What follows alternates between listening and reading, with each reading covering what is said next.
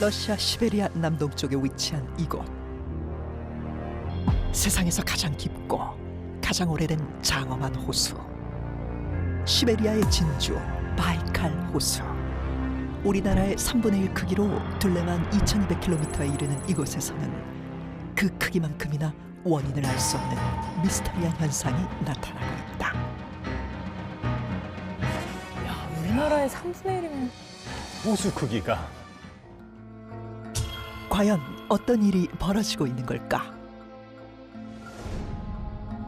1982년 바이칼 호수에서 훈련 중이던 7명의 군 잠수부에게 일어난 충격적인 사건. 그들은 수중 훈련을 위해 수심 50m까지 내려가게 됐고 바로 그 순간 기이한 생명체를 발견하게 됐는데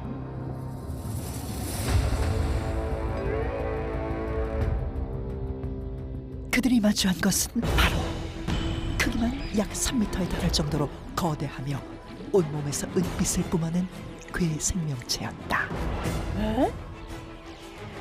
거기다 그들 주변에 어떠한 호흡장치나 잠수 장비도 없었다는 것. 7명의 군 잠수부는 즉시 그 생명체를 생포하려 했으나 그 순간 알 수 없는 힘에 의해 수면 밖으로 밀려나갔는데 군 잠수부들은 혼수 상태에 빠졌고 즉시 응급처치를 받았지만 이 중 3명은 숨지고 나머지 4명은 몸이 마비되고 말았다.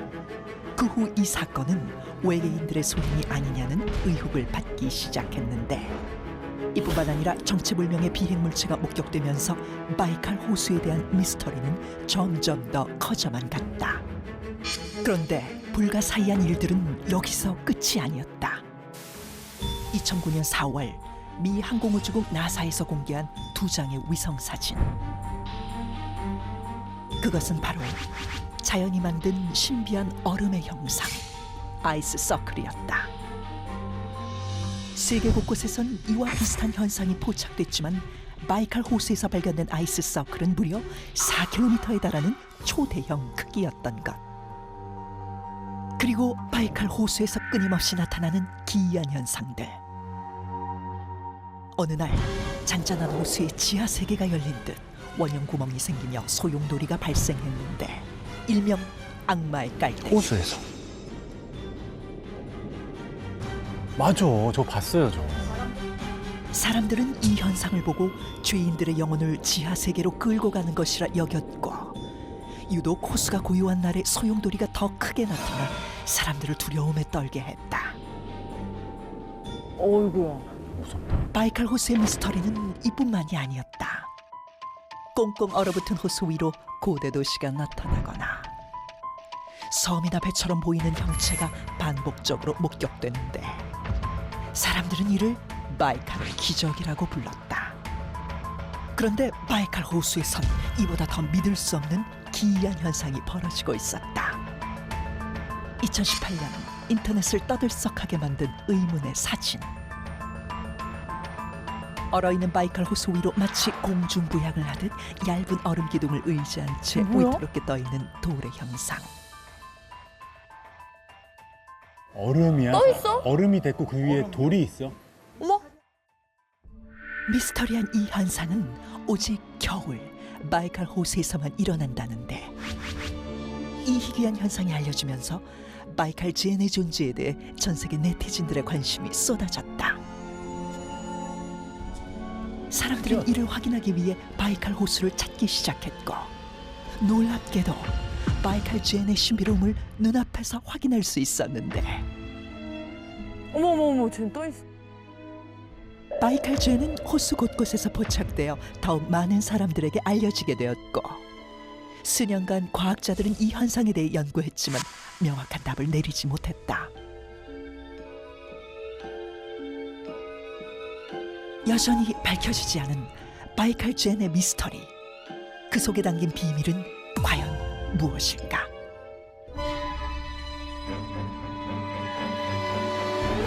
자, 오늘의 두 번째 미스터리 바로 바이칼 호수의 비밀입니다. 바이칼 호수는요, 1996년에 유네스코가 선정한 세계 자연유산이자 세계에서 가장 오래되고 깊고 또 큰 만큼 미스터리한 현상도 많이 생기는 것 같습니다. 오늘은 그 중에서도 다빈치 노트에서 파헤쳐볼 미스터리, 호수 위에 떠 있는 돌. 아, 네, 신기했어. 바로 바이칼 젠의 비밀인데요.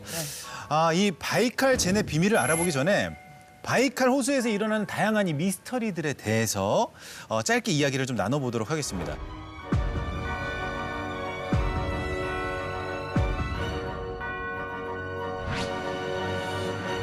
저는 개인적으로 아이스 서클?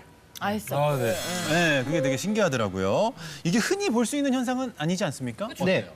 아이스 서클은 보통 이렇게 겨울철에 얼어붙은 물의 표면 위에서 동그랗게 원 형태를 이루면서 생기는 거를 아이스 서클 현상이라고 하는데요.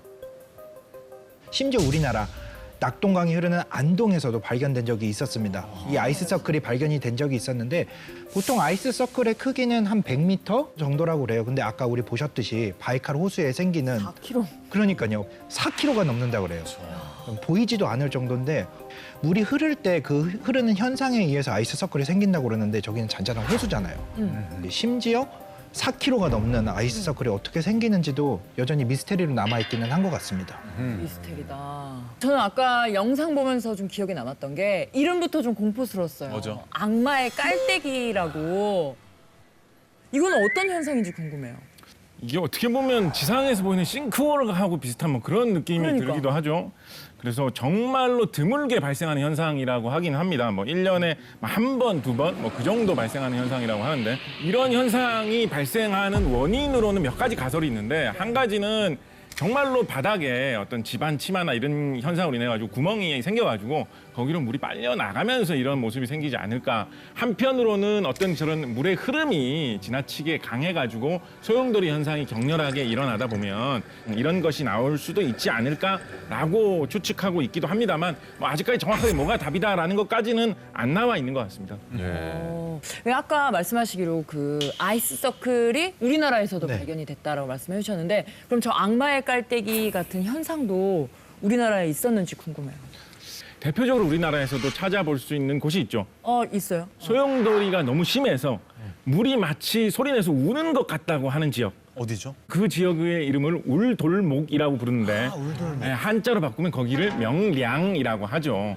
그래서 우리나라 남해안의 명량의 물의 소용돌이 흐름이 너무 세가지고 거기서 마치 물살이 우는 것 같은 소리가 난다라고 해서 우리 잘 알려진 대로 네. 이순신 장군은 그 물살을 이용해가지고 이제 일본군을 물리치기도 하고 그리고 또 현대에는 거기가 이런 식으로 조류의 물살이 워낙 세다 보니까 거기에 조류 발전소를 거기다가 세웠어요. 지금도 가동되고 있습니다. 그래서 무슨 뭐 악마의 깔때기고 뭐 악마의 나발이고 간에 한국의 이 과학기술인들한테 걸리면 어쨌거나 그걸 이용을 해가지고 거기서 전기를 뽑아내는 실용적인 목적으로 활용당하게 된다. 사실 원리만 알게 되면 뭐 별로 두려울 게 없는 거죠. 오히려 우리에게 이롭게 사용할 수도 있게 되는 거죠. 그러네요. 그리고 아까 또 신기했던 게 그 바이칼 호수 위에 그 수평선에 약간 고대 도시 비슷한 그런 맞아요. 그림들이 막 보였는데 그게 약간 사막에서 볼 수 있는 신기루 비슷하게 보였거든요. 맞습니다. 그게 확실한 파타 모르가나 현상인 게 분명합니다. 공기층이 이렇게 쌓여 있을 때 공기층의 온도가 다르면 먼 곳에서 오는 빛이 굴절이 돼서 우리 눈에 들어올 수 있는데요. 사막에서 보는 신기루는 되게 우리가 보는 모습이 뒤집혀 보이거든요. 근데 아까 보신 이거는 아래가 오히려 차갑고 그 위 부분이 뜨거운 경우예요. 자, 그러니까 어떻게 보면 과학적인 현상인 것 같기도 하고 또 어떻게 보면 굉장히 미스터리한 일인 것 같은데 이게 알면 알수록 바이칼 호수에 대한 궁금증이 더 커지는 것 같습니다. 네. 네.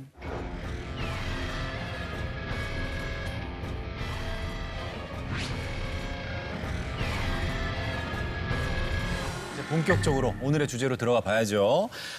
가장 미스터리한 현상, 바이칼 젠.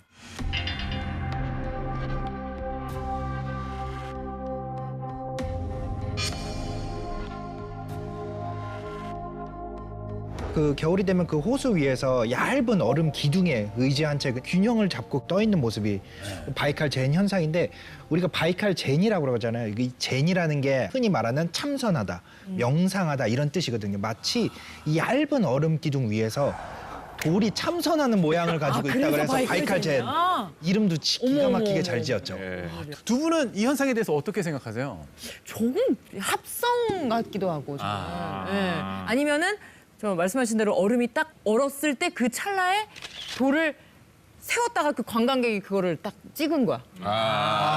그래서 그게 널리 퍼졌어. 네. 아니면 사람들이 옆에 들고 있는데 나중에 CG로 지웠어. 그냥 아니 그 저게 너무 그냥 눈으로 보고 있지만 믿기지가 않아서. 네. 정 박사는 네, 저도 몇 년 전에 저 돌 사진을 본 적이 있어요. SNS에서 한참 돌아다녔었고 무슨 뭐 외계인이 내려와서 돌을 이렇게 뭐 세워놓고 가서 무슨 이게 메시지가 있다 뭐 우리 이런 석탑 써듯이. 썰이 있었거든요. 그래서 저는 되게 궁금했던 게 저 돌의 원산지? 그러니까 돌이 어디서 왔냐? 돌이 뭐 이렇게 물 위에 떠 있었다가 온 것도 아니고 뭐 하늘에서 떨어졌는지 누가 거기다 갖다 놨는지 이 돌은 어디서 나왔는지가 가장 좀 궁금했는데 어떻게 좀 생각해요? 저도 사실 그게 제일 궁금해요. 어떻게 호수에 갑자기 저렇게 돌이 뚝 떨어져서 있을 수 있을까? 뭐 우주에서 떨어진 건가? 뭐 이런 생각도 해봤거든요. 그러니까 의외로 우주에서 운석 같은 것들이 지상에 꽤 떨어집니다. 그런 것은 아닐까라는 생각이 들 정도로 네. 저도 돌이 어디서 왔느냐가 제일 궁금해요. 그러게요. 근데 사실 운석은 저렇게 밝은 색은 안 나오거든요. 아 그래요? 우주에서 많은 압력과 열과 이런 것들로 인해서 까맣게 타버리기 때문에 주로 어두운 색이 많거든요. 그래서 그 설명을 하기가 너무 힘드니까 이제 운석 얘기도 하신 것 같아요. 돌이 어디서 왔는지. 운석인 것 같지는 않고요. 말씀하신 것처럼 보통 운석이 갖고 있는 표준적인 형태랑 너무 다르거든요. 그러니까 일상적인 우리가 볼 수 있는 돌처럼 보이잖아요. 네.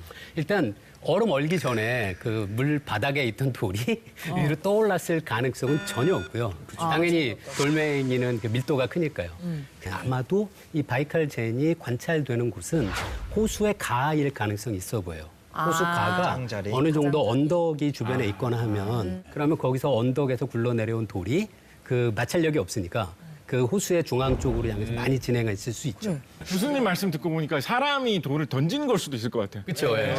왜냐면 유명해지면서. 우리 한강에 물 얼 때 보세요. 물이 얼어 있으면 돌 한번 던져보고 싶은 인간 본능이라니까. 없어요. 아니, 사람이 저 얘기 바꿔요. 이게 더 맞는 것 같아요. 이게 더 맞는 것 같아요. 사람이 던졌다. 네, 사람이 던졌다. 호기심에. 물가에 있는 거라면 충분히 가능할 것 같아요. 근데 앞서 보니까 얼어 있는 곳 위에 막 차도 횡단을 하고 있고. 그게 바이칼 그 호가 겨울에 꽁꽁한데요. 네. 겨울에는 그 위를 사람들이 정말 다닌대요. 그래서 아마 다니는 사람들이 떨어뜨린 것이 아닐까? 그런 얘기도 있는 것 같아요. 그것보다 그게 맞는 것 같아요. 던져보는 거. 던졌다. 이 물리학 입장에서 어떻게 설명이 가능할까요? 그 물리학자 입장에서는 저는 이 가설이 가장 그 합리적이라고 생각하는데요. 제가 생각하는 바이칼 젠의 비밀은 바로 바람입니다.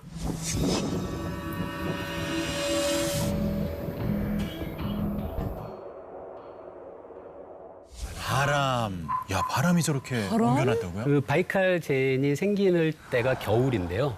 겨울에 항상 호수의 얼음 위로 시속 100km 정도의 바람이 불고요.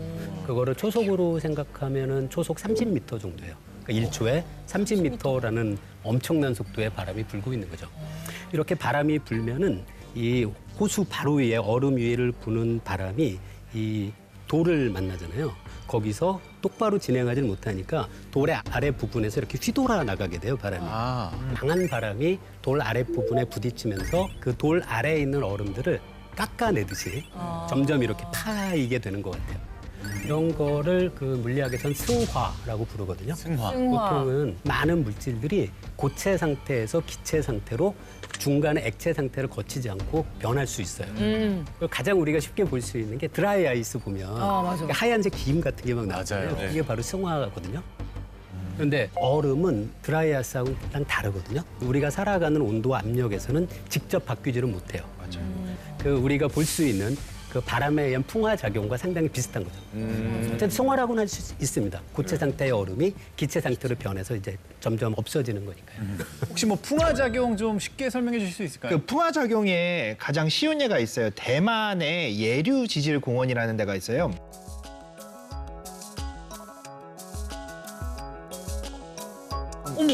가면은 여왕머리 바위라고 그래가지고 이제 머리가 여왕이 이렇게 딱 한 옆모습 같다. 그렇죠. 여왕의 옆모습처럼 되는데 바위가 사암으로 돼 있는데 목 부분이 1960년대에서 지금 현재까지 보면은 점점 가늘어지고 그러네요. 있는 걸 볼 수가 있어요.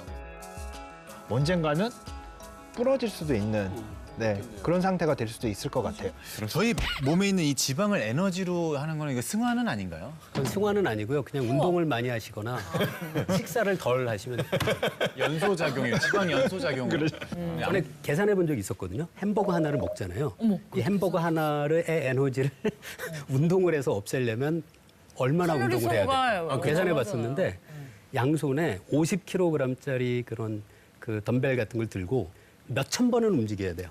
그래야지만 햄버거 하나가 소비되거든요. 건강을 잃겠네요. 이거 그러니까 몇천 번 운동하지 마시고 그냥 드시지 마세요.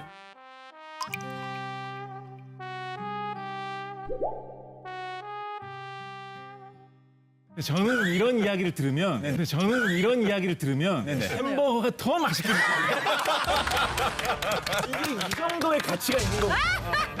이게 이렇게나 없애기 어려운 거구나. 맞아요. 귀한 이 더 맛있게 느껴져요. 한 입이 귀하지 한 이 입이. 논리를 맛으로 승화시켰네요. 나 앞으로 맛있는 거 먹을 때 이런 멘탈을 가지고 이런 마음가짐을 가지고 먹어야겠어요. 맞아요. 이왕 먹는 거 정도의 가치가 있어요. 흥미로워졌네요 네. 이야기가. 그 앞서 김범준 교수님께서 말씀하셨던 바람에 의한 현상과 더불어서 제가 생각하는 비밀은 바로 태양열입니다.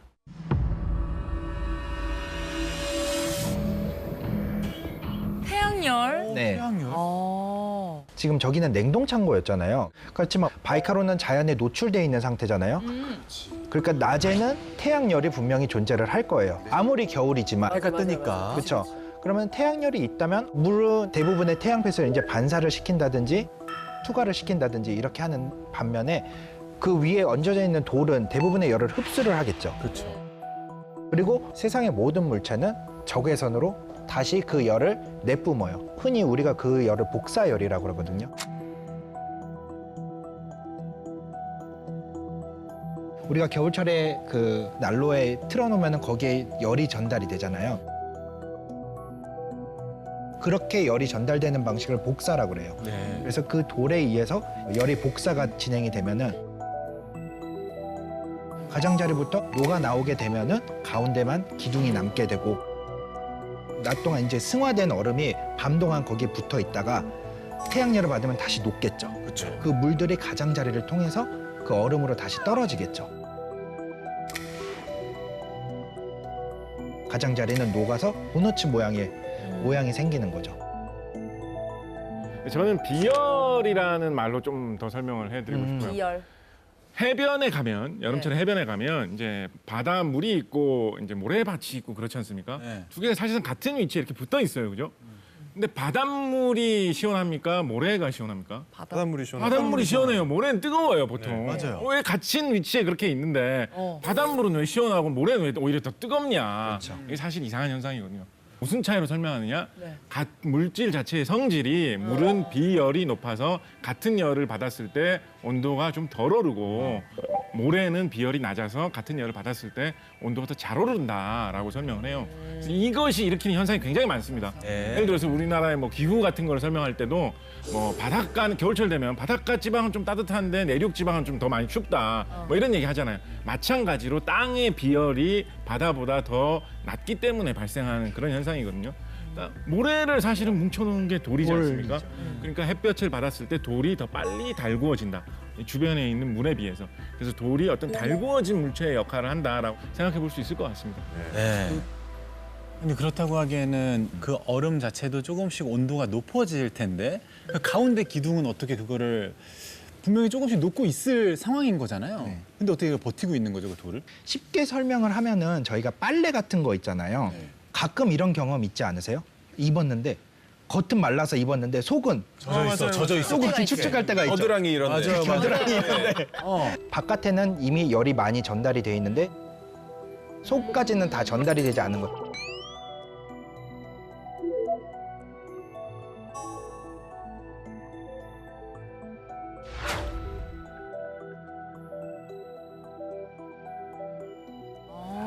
그럼 그 물기둥을 그 겨드랑이라고 생각하면 되겠네요.